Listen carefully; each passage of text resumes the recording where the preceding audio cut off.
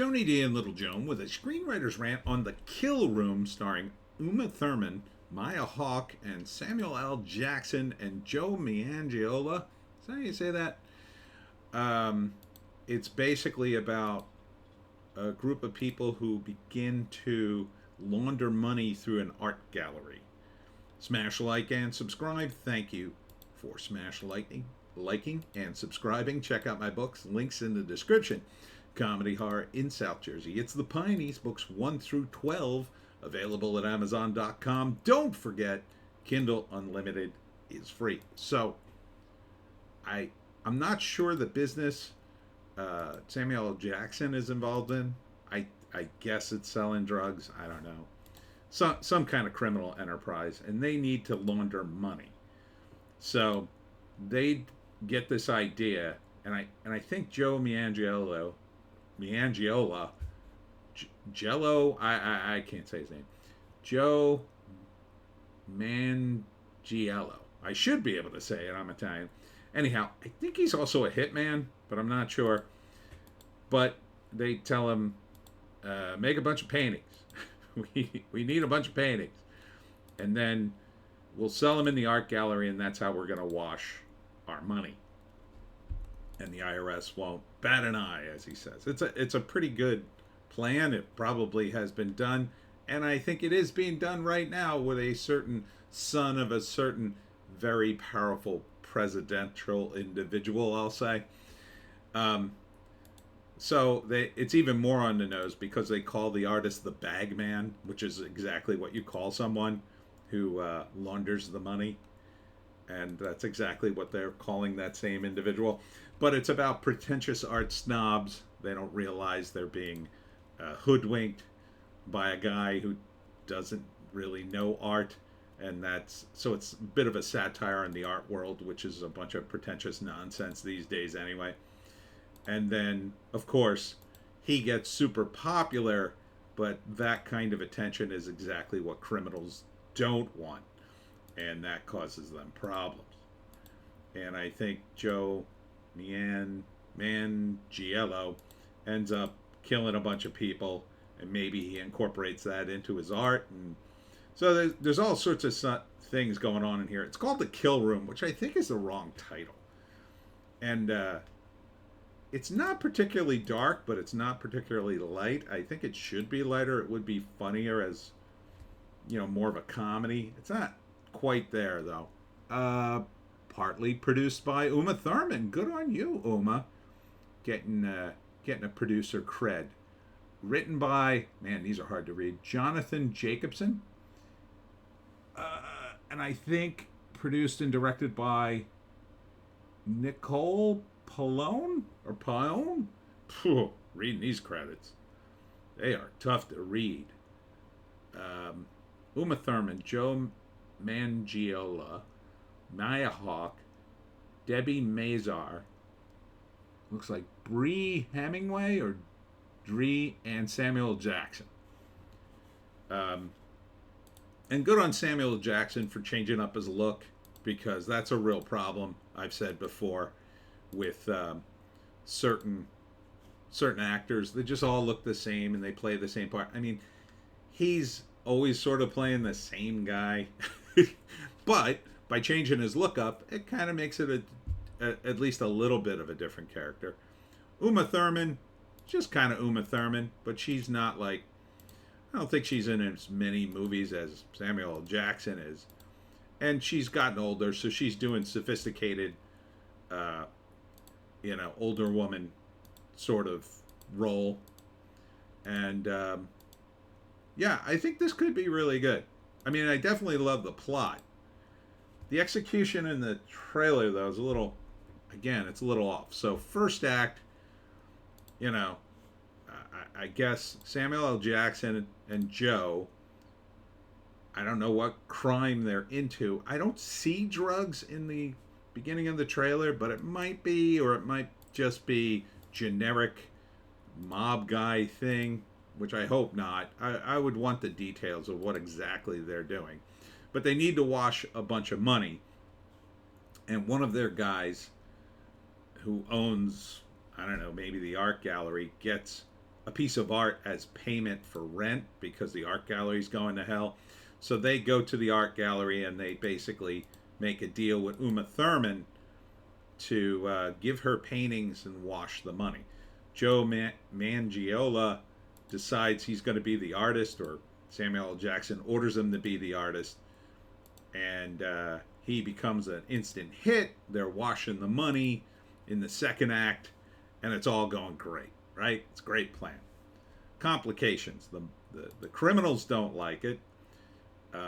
Joe Mangiola is a bit inspired, I guess, because, I don't know, he also kills people too. And, at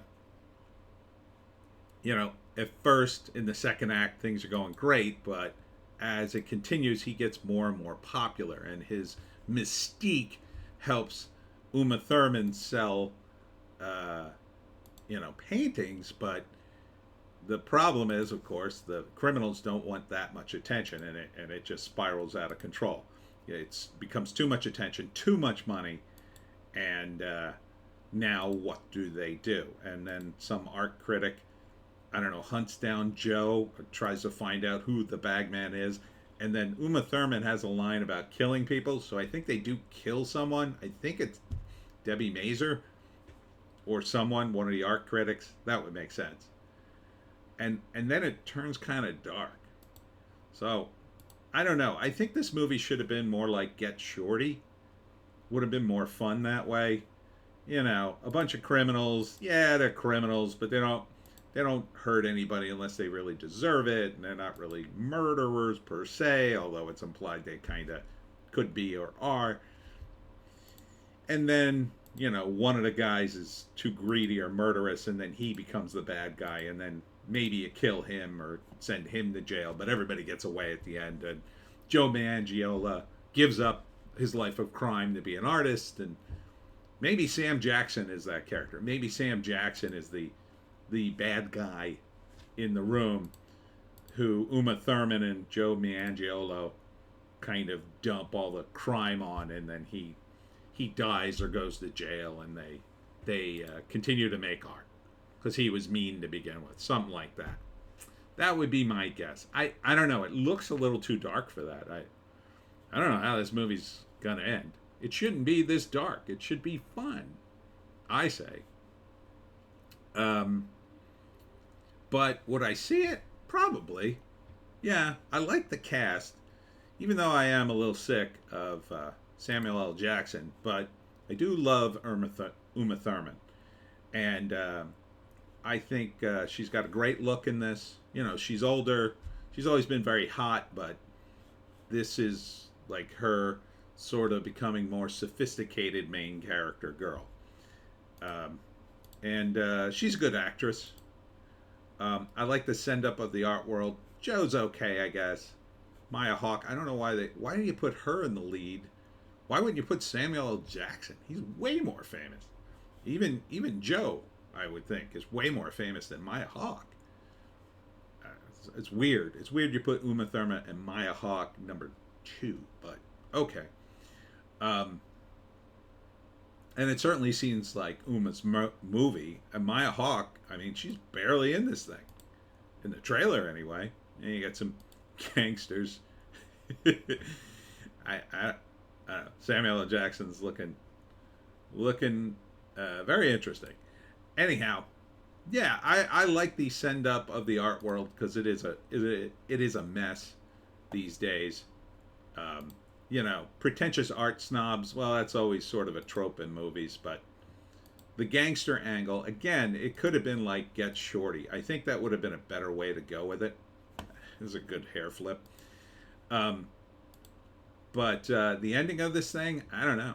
I don't know who the hero is. It doesn't really play. I would hate to see this be like one of those gray endings where like everybody kind of goes their separate ways and nothing's really resolved like that. I mean, in the 70s, they sometimes would do endings like that, and I think this is the wrong movie for that. I think you could have a very satisfying ending if somebody is the villain. Now, maybe they're hiding it. I don't think it's Joe. He's too handsome. It's probably Samuel L. Jackson or one of the other gangsters.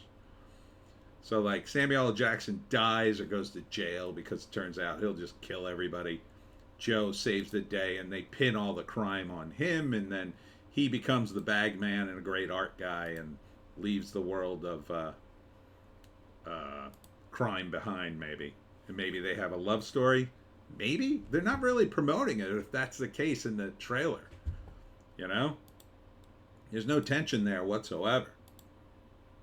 In the old days, I think they would have definitely had that. They would have had a love story. Uma would have fallen in love with someone, probably Joe, and then they would escape the results of the movie. And the Kill Room, I hate that title for this. Like, to me, the Kill Room is either a horror movie or it's a dark movie about, you know, a place where gangsters take people to die, right? I wouldn't call it the Kill Room. I don't know. It's something to do with the art. I mean, you'd mentioned the art in it. You know, I don't know. The Killer Masterpiece, something like that, or I don't know, some double entendre about art and murder or art and crime. Even calling it the Bagman would have made a lot more sense. Would have been lighter. The Kill Room, it just feels dark. So the whole movie's a little off. I'm worried that it could end very darkly, right? Like everybody dies. Like they kill Uma Thurman to cover their crimes and then go back to being criminals. And I don't know. That would be a weird ending. So on that score, I'm a little bit on the fence, but I'd probably see it. It is a good cast. Although I don't know if I would go to the movie theater for it. And it seems weird that Shout, it's produced by Shout. I think they're called Shout Productions or Shout Studios. And this seems like a high-end thing for them.